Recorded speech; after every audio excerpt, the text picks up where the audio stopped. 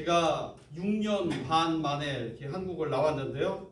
한국에 올 때마다 노래를 한 곡 우리 한국교회 성도님들한테 소개하고 있습니다. 이번에 여러분에게 소개해드릴 노래는 1947년에 발표됐습니다. 안석주 작사 또 안병원 작곡의 동요인데요. 당시에 3.1절 특별 노래가 5곡이 발표가 됐는데 나머지 4곡은 사장됐습니다. 지금도 불려지지 않고 있는데요. 이 노래 한 곡만이 지금까지도 유지돼서 부르고 있는 노래입니다. 그래서 혹시 우리 아버지들, 어머니들, 또 목사님, 사모님들 중에 아시는 분 계시면 따라서 같이 부르면 좋겠고요. 모르시겠다 싶으면 그냥 제가 부를 테니까 한번 귀 기울여 들어보시면 좋을 것 같습니다. 당시 3.1절 독립의 날에 선포되었던 노래인데요. 우리의 소원은 다 아시네요? 꿈에도 소원은 이 정성 다해서 동의를 이루자. 이결에 살리는 이결에 살리는 공, 이 나라 살리는 이 나라 살리는 통일이여 통일이어서 보라 통일이여 보라. 할렐루야. 할렐루야. 여러분 부모님이라면 소원들이 다 하나씩 있을 겁니다. 어떤 소원을 갖고 계십니까? 그죠? 부모님의 간절한 소원은 자녀가 잘 사는 거예요. 행복하게 오손도손 서로 사랑하고 각자 맡은 은사와 달란트를 발휘해서 사회 가운데 꼭 필요한 사람으로 성실히 사는 것, 그것이 아마 부모님들의 간절한 소원일 겁니다. 그럼 저같이 자녀들은 어떤 소원을 갖고 있을까요? 그렇죠. 부모님이 건강하게 하나님 죽도록 충성하여 사역하며 하나님을 섬겼는데 주님 만나는 그날까지 정신 온전해서 또 신앙의 고백을 굳건히 붙잡고 그동안도 우리들에게 믿음의 유산을 잘 보여주시고 전달해 주셨던 그 모습 그대로 신실하게 주님 앞에 나아가는 것, 우리 자녀들이 간절히 원하는 소원입니다. 그렇다면 오늘 12월 첫째 주일을 맞아서 하나님 아버지의 소원은 무엇일까 하는 것에 대해서 오늘 이 시간을 통해서 상고해 보려고 합니다.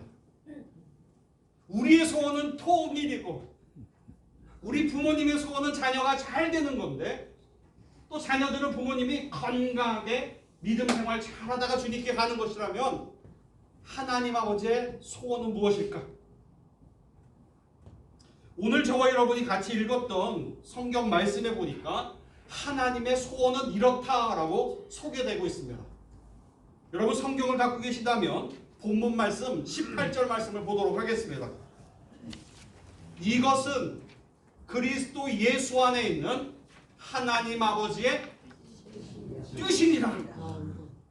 자, 하나님 아버지의 뜻이라는 말은 다른 말로 소원, 간절한 바람, 또 하나님께서 정말로 원하시는 것이라고 표현해도 그 의미가 다르지 않을 겁니다. 그래서 오늘 본문 말씀을 통해서 아버지 하나님께서 갖고 있은 간절한 소원, 간절한 뜻, 누구를 향하신? 우리들을 향하신. 누구 안에서? 예수 그리스도 안에서 그 뜻이 무엇인가를 살펴보는 시간을 갖도록 하겠습니다. 성경 말씀을 보니까 이것은 이라고 했습니다. 이것은 바로 앞절에서 3가지를 말씀하셨던 거죠. 우리가 다 아는 말씀입니다. 뭡니까? 항상 기뻐하라. 범사에 감사해라. 쉬지 말고 기도하라. 이것은 예수 그리스도 안에 있는 하나님 아버지, 여러분을 향하신 간절한 뜻이다. 그렇게 성경 말씀을 통해서 말씀하셨습니다. 그래서 한번 따라해 보겠습니다. 하나님의 소원은 뭘까요? 항상 기뻐하고 범사에 감사하고 쉬지 말고 기도하고. 너무 길어요. 하나님이 정말로 원하시는 게 뭔가? 저와 여러분이 행복하게 주 안에서 사시는 것. 따라해봅시다. 하나님의 소원은 내가 주 안에서 행복한 것이다. 우리 앞뒤 옆 사람과 같이 축복하며 인사해 주십시다. 행복합시다. 주 예수 안에서 행복합시다. 할렐루야. 찬양 가사도 있습니다. 그날이 도적같이 이를 줄 너희는 모르느냐. 아십니까?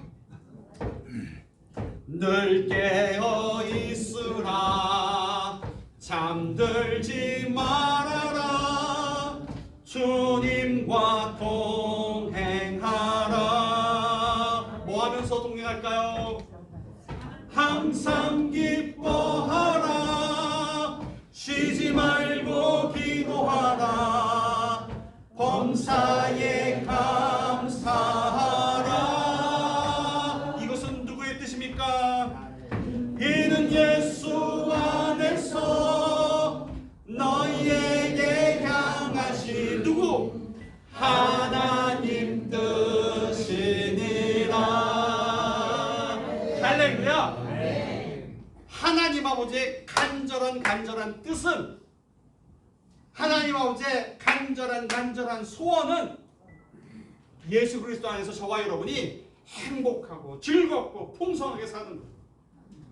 그래서 바울 사도는 본문 말씀을 통해서 항상 기뻐하고 항상 감사하고 때때로 어려운 일이 생기면 뭐 하라고요? 기도하라고. 그것이 바로 하나님 안에서 예수 그리스도와 더불어서 즐겁게 사고 행복하게 사는 하나님의 뜻이기 때문이라고 말씀하신 겁니다.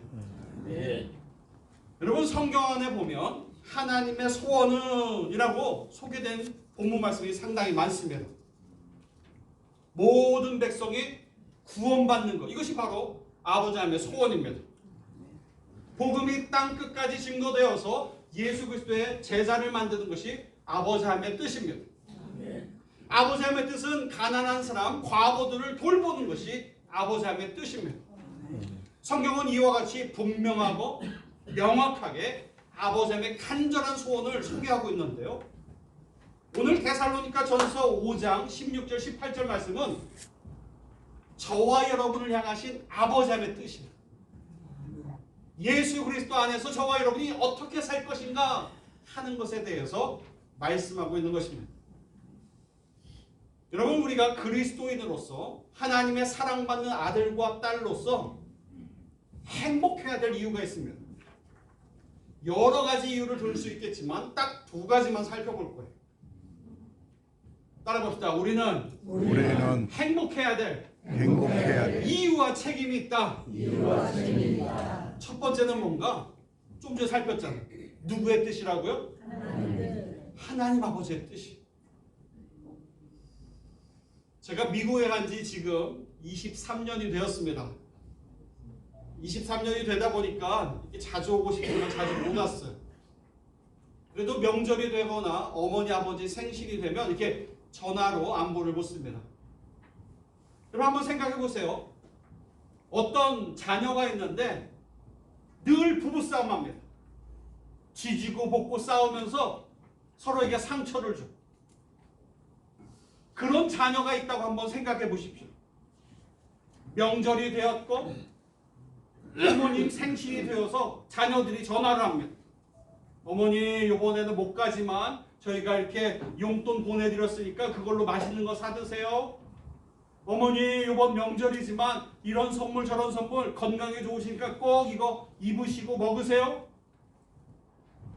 여러분 만약에 여러분이 부모님이라면 자녀가 싸우고 서로 상처 주고 한마음이 못 돼서 살면서 명절마다 선물하는 것, 그것이 더 기쁘겠어요? 아니면 그 선물 안 보내도 좋으니까 너 남편하고 네 아내하고 서로 사랑하며 정말로 주님 안에서 건강하게 살아. 여러분, 부모라면 어떤 것을 더 원하고 바라고 얘기하겠습니까? 두 번째죠, 두 번째. 부모라면 자녀가 잘 살기를 원하실 거예요. 건강하게, 오손도손, 사랑하며 행복하게 사는 것을 원하는 것이 누구의 마음이에요? 부모님의 마음. 근데 이 부모님의 마음이 어디서 왔을까요? 하나님 아버지의 마음이에요. 우리 믿음의 사람들이 항상 기뻐하고 즐거워 감사해야 되는 것, 왜 그럴까? 첫 번째는 하나님의 간절한 소원이기 때문에. 자, 자기 가슴에다 이렇게 손을 얹고 얘기해 줍시다. 나는 하나님 보실 때 두고 보기에도 아까운 사람이다. 그래서 저와 여러분이 행복하고 기뻐하고 즐겁게 살면 하나님이 무엇보다도 기뻐하신 줄 믿으시길 바랍니다. 아멘. 두 번째로 우리 그리스도인들이 행복하고 즐겁게 신나게 살아야 되는 이유가 있다면, 두 번째는 전도 때문에 그래요. 전도 때문에. 하나님의 간절한 소원은 영혼 구원하여 예수님의 제자를 만드는 거라고 했어요. 마태복음 28장 18절, 19절, 20절에 뭐라고 하셨습니까? 너희는 가서 모든 족속으로 제자를 삼아서 아버지와 아들과 성령의 이름으로 세례, 침례를 주고, 예수님을 영접하게 했으니까 침례 세례 주는 거죠. 그 다음에 뭐 하라고 하셨어요? 예수님께서 명령하셨던 것들을 지켜서 살도록 가르치라 말씀하셨죠. 그것을 우리는 예수님께서 명령하셨던 지상대 사명이라고 부릅니다. 영혼 구원하여 예수님의 제자를 만드는 것, 그것이 예수님께서 유언과도 같이 말씀하셨던 지상대 사명이에요. 그래서 우리는 복음을 전도해야 합니다. 사랑하는 배우자에게, 사랑하는 자녀에게, 사랑하는 친척에게, 사랑하는 이웃 사람들에게 예수가 그리스도 된 것을, 하나님이 당신을 사랑하는 것을, 예수님을 통해서 우리의 죄가 다 씻겼음을 소개해서 하나님의 자녀로 구원해야 합니다. 그것이 하나님의 간절한 소원이죠. 근데 여러분, 전도하려고 하면 우리들의 인생 가운데 힘들어요. 어려워요. 마음이 편치가 않아요. 인상이 써집니다. 걱정, 근심이 생깁니다. 눈 밑에 다크서클이 생겨요. 근데 우리 안에 평안함이 없고 기쁨이 없고 즐거움이 없는데 가서 예수 믿으세요. 예수 믿으세요. 예수 믿어야 구원받아요.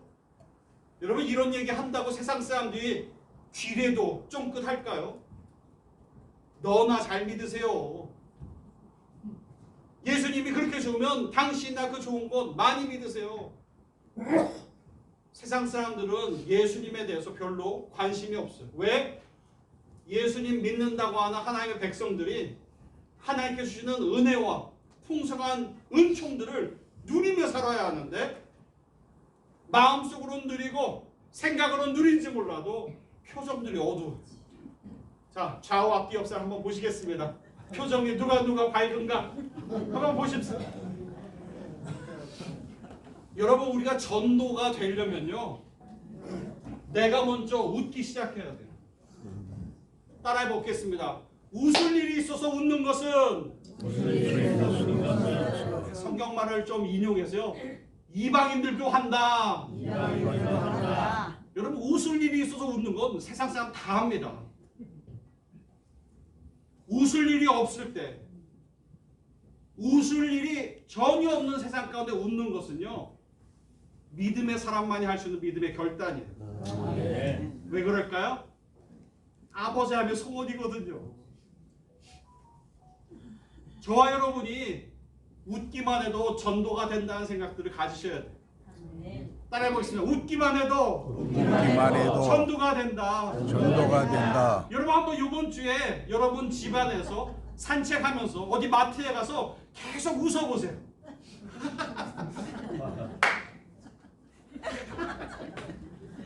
아유, 어르신 뭐가 그렇게 좋으세요?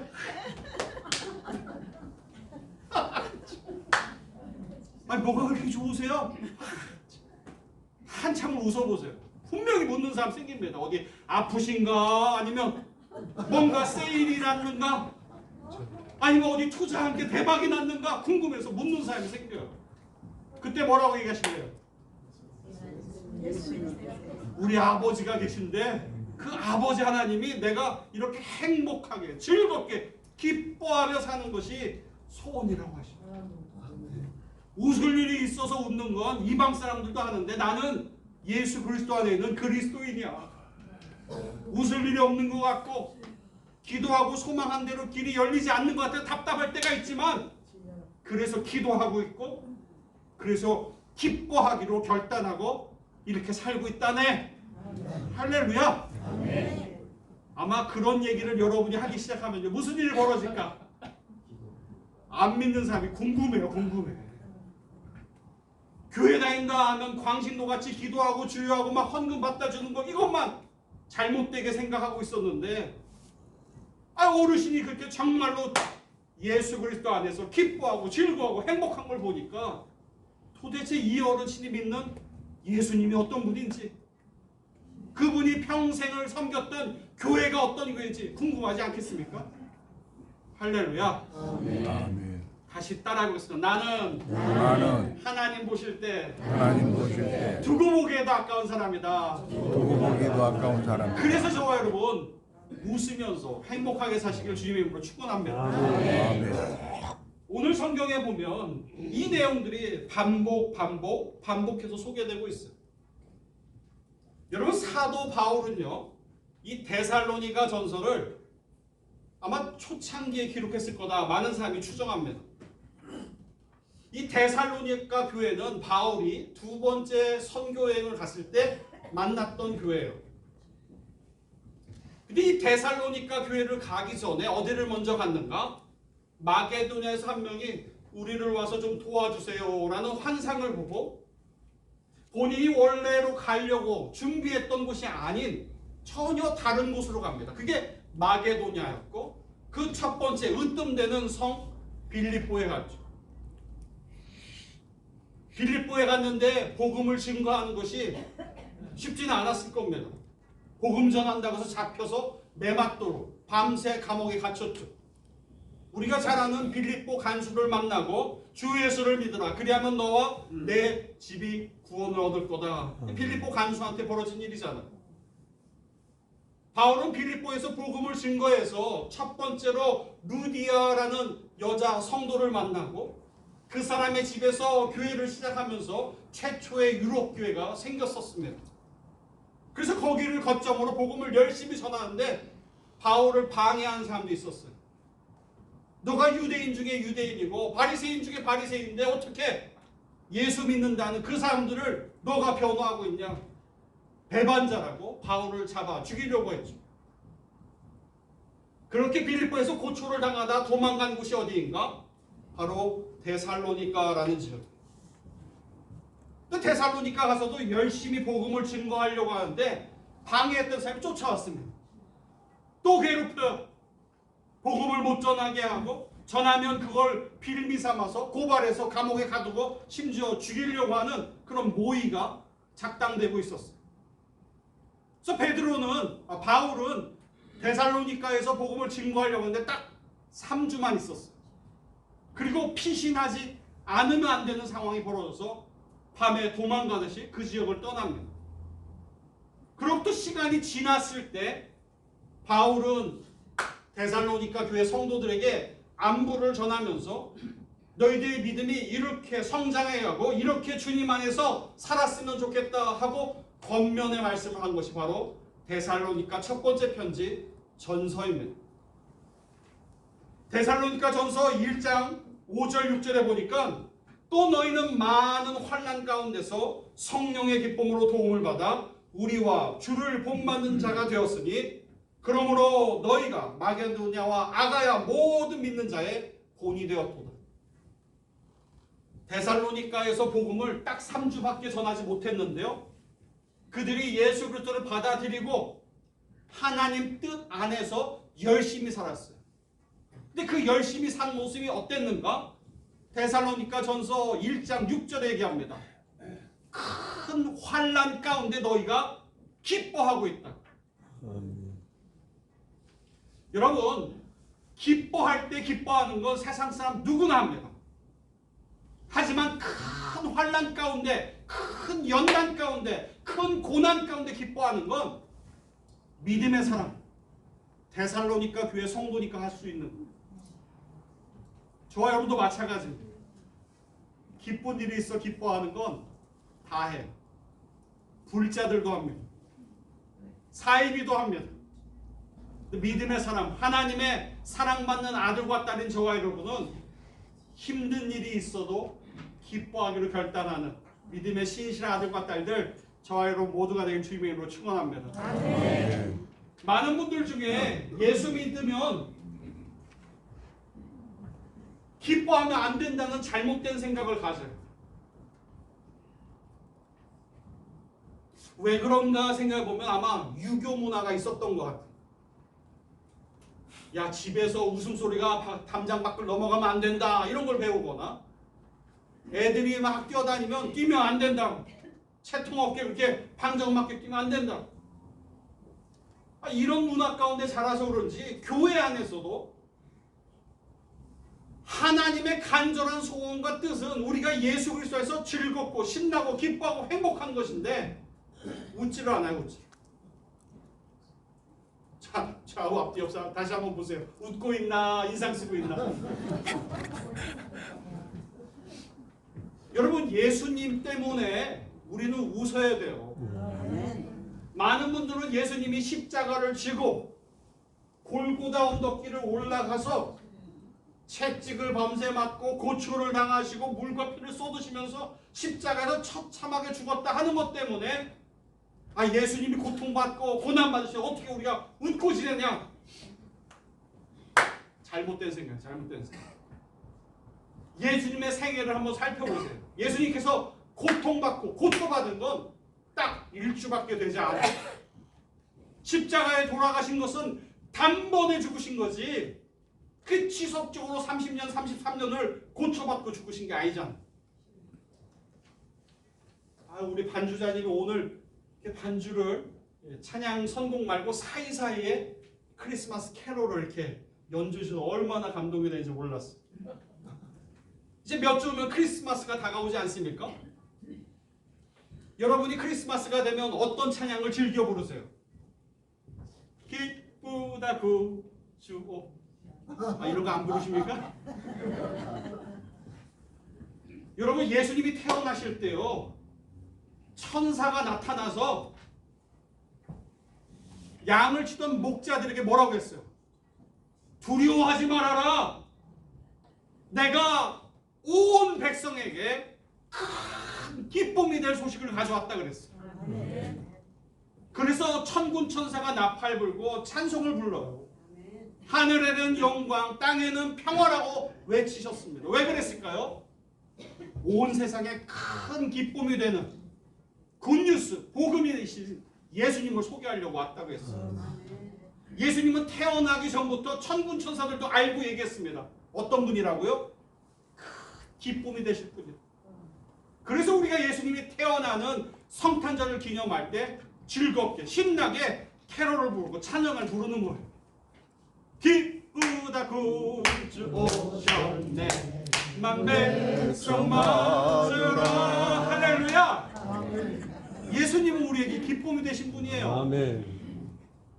예수님께서 12명의 제자를 부르셨습니다. 1명, 2명 불렀어요. 그리고 산에 올라가셔서 산 중턱에서 말씀, 제자 훈련을 시키셨어요. 기억나십니까? 산 위에서 했다고 산상수훈이라고 하죠. 산상수훈은 사람들 쭉 모아놓고 제일 먼저 뭐 하셨을까? 칭찬하고 격려하셨어요. 가난한 사람은 복이 있다. 배고픈 사람은 복이 있다. 목마른 사람은 복이 있다. 애통하면서 슬퍼하는 사람 복이 있다. 여러분, 예수님이 제일 먼저 제자 훈련하실 때 뭐 했나 보니까 아무것도 안 했는데 삶이 힘들다, 어렵다, 괴롭다, 가난하다 했던 사람을 한 명 한 명 위로하시더라고요. 격려하시더라고요. 그래서 하늘에 상급이 있다는 것을 알려주셨어요. 그리고 나서 또 얘기합니다. 하나님 나라를 기대하는 사람 복이 있다. 의로움을 위해서 수고한 사람 복이 있다. 믿음으로 열심히 살려고 하는 사람들 한 사람 한 사람 예수님께서 칭찬해 주시면서 복이 있다고 하셨어요. 그게 우리가 잘 아는 팔복의 내용 아니겠습니까? 근데 그 팔복의 내용을 하나하나 격려하고 칭찬해 준 다음에 마지막으로 이런 얘기를 했어요. 여러분 성경 갖고 계시면 찾아보겠습니다. 마태복음 5장 12절로 한번 가보겠습니다. 아무도 안 찾는 거 보니까 제가 그냥 읽어야겠습니다. 마태복음 5장 10절부터 그냥 제가 읽어드릴게요. 한번 들어보십시오. 팔복의 말씀으로 칭찬하고 격려하신 다음에 하셨던 말씀이 10절입니다. 의를 위하여 박해를 받는 자는 복이 있나니 천국이 그들의 것임이라. 11절입니다. 나로 말미암아 너희를 욕하고 박해하고 거짓으로 너희를 거슬러 모든 악한 말을 할 때에는 너희에게 복이 있다. 12절입니다. 기뻐하고 즐거워하여라. 하늘에서 너희의 상이 크음이니라. 너희 전에 있던 선지자들도 이와 같이 박해받았느니라. 너희의 상이 크다. 아멘. 할렐루야. 여러분 세상 사람들은요 뭐에 기뻐하고 뭐에 슬퍼하나 보니까 있냐 없냐를 가지고 기뻐하고 슬퍼합니다. 또 세상 사람들이 기뻐하고 행복하는 이유를 보면 많냐 적냐를 가지고 기준을 삼습니다. 여러분 세상 사람들은 기뻐할 일 있을 때 기뻐하는 건 당연한 거예요. 근데 믿음의 사람은 예수님께서 제자 훈련하면서 강조해서 말씀해 주셨어요. 너희를 박해하고 핍박하고 연단받고 심지어 다른 사람이 거짓부렁으로 괴롭힌다 할지라도 기뻐하라고 했어요. 제 얘기가 아닙니다. 예수님께서 하셨던 얘기 뭐 하라고요? 항상 기뻐하라. 쉬지 말고 기도하라. 범사에 감사하라. 아하. 이는 예수 안에서 너희에게 향하신 하나님 뜻 소원 바람이니라. 할렐루야. 예수님도 말씀하셨어요. 예수님께서는 이 세상에 우리를 구원하기 위해서 오셨어요. 하늘 보좌 버리시고 오셨습니다. 고통 당하지 않으셔도 되는 분이 우리를 구원하기 위해서 고초당하셔서. 왜요? 저와 여러분이 행복하도록, 주 안에서 풍성하도록, 정말로 기뻐하며 웃으며 살도록. 왜요? 그것이 아버지 하나님의 뜻이기 때문이죠. 예수님이 다시 오시겠다고 약속하셨습니다. 처음 오실 때는 세상 사람 모르게 오셨어요. 낮은 곳으로 오셨어요. 연약한 깐난하기로 오셨습니다. 사람이 누이는 곳이 아닌 모이가에, 말구에 태어나셨어요. 근데 다시 오시겠다 할 때는 어떻게 했습니까? 천군 천사를 대동하고 오시겠다고 하셨어요. 아멘. 나팔을 불면서 오시겠다고 하셨어요. 땅을 흔들면서 오시겠다고 하셨어요. 여러분 그 자리를 어떤 자리라고 합니까? 예수님께서 다시 오시겠다 한 거는 구약 전체에서, 신약 전체에서 반복되게 약속하셨어요. 천국 잔치라고, 혼인 잔치라고. 그래서 예수님은 신랑으로 이 세상에 오실 거고요. 우리는 그분과 혼인할 것을 기대하는 정결한 신부, 결혼을 앞둔 처녀의 몸으로 정결함으로 기다려야 된다. 성경은 말씀하셨죠. 여러분 왜 예수님께서 천국 잔치, 결혼 잔치로 표현했을까요? 예수님이 죽으러 간다 하니까 제자들이 걱정 근심했습니다. 그런데 결혼식 날에 친구들이 금식할 수 있느냐? 먹고 마시기를 탐한다. 사람들은 욕했을지 모르겠지만 예수님은 죄인의 친구라고, 세리의 친구라고 기뻐하고 즐거워하시며 식사하셨어요. 여러분 예수님은 항상 웃고 다니셨어요. 그 안에는 기쁨이 넘쳐서 행복하셨습니다. 우리가 예수님을 닮는다고 할 때 뭘 닮으시겠어요? 그분의 고난만 닮고 그분의 희생만 닮을 것이 아니라 그 희생과 고난은 잠깐이었어요. 그분이 우리에게 보여주셨던 것은 하나님 나라 백성답게, 하나님 나라 아들과 딸답게 힘차게, 즐겁게, 유쾌하게 행복하며 사는 것. 왜 그랬을까요? 그것이 아버지 하나님의 간절한 소원이기 때문에 그렇죠. 하나님은 세상을 지으실 때요, 우리가 잘 아는 최초의 동산 이름이 뭡니까? 에덴 동산 그러죠? 에덴 동산은 다른 말로 celebration, 축제의 장소예요. 축제의 장소. 하나님께서 이렇게 만들어 놓으시고 아 좋았더라. 이렇게 만드시고 아 좋았더라. 모든 것을 좋게 만드시고 그분의 형상과 모양으로 사람을 지시고 뭐해서 따봉 최고로 좋았더라. 기뻐하셨어. 기뻐하셨어. 그래서 에덴 동산 기쁨의 동산이라고 말씀하셨던 거예요. 여러분 하나님은 저와 여러분이 정말로 예수 그리스도 안에서 기뻐하기를 원하세요. 연습하셔야 돼요. 웃는 거 연습. 자, 한번 웃는 거 연습해 볼까요?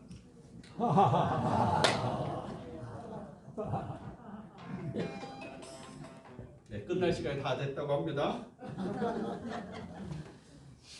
여러분, 믿음의 사람 가운데 연단이라는 거, 고난이라는 거 필요할까요? 안 필요할까요? 필요해요. 믿음 생활에서 고난만큼 우리들을 성숙시키고 예수님을 닮게 하는 것만한 좋은 훈련 과정이 없죠. 아멘. 그래서 고난은 변장된, 위장된 축복이라고 하지 않습니까? 아멘. 그런데 많은 분들이 그것만 기억하시고 고난이 믿음 가운데 꼭 필요하다. 이건 당연한 건데 그렇다고 해서 웃지 말아야 된다. 이건 잘못된 생각이에요. 잘못된 생각. 저와 여러분이 어려움 가운데 있고 힘든 가운데 있고 고난 가운데 있을 때 웃기 시작하잖아요. 놀라운 일이 벌어집니다. 가게가 망했는데 기뻐하고 있어요. 장사다 망했는데 뭐가 기뻐요? 빚을 떠안았는데 뭐가 기쁩니까? 그런데 거기서 기뻐하고 있어요. 그럼 사람이 묻지 않겠습니까? 저 미친 거 아닌가 해서 물을 거예요. 근데 물어보니까 정상이거든. 근데 정상인데 어떻게 울어야 될 상황에 웃고 있는가? 그때 얘기하는 겁니다. 믿지 않는 사람은 기쁜 일이 있어야 웃지만 우리 믿는 사람은요 힘든과 어려움 가운데서 웃는 거예요. 아멘. 그게 하나님 아버지의 뜻이거든요. 할렐루야. 아멘. 고난이 있다고, 연단이 있다고, 우리 삶 가운데 문제가 있어서 정말로 숨이 턱턱 막히고 어떻게 해야 되나 하는 당혹감이 있다고 해서 웃지 말라는 법은 없습니다. 그럴 때일수록 어금니 꽉 깨물고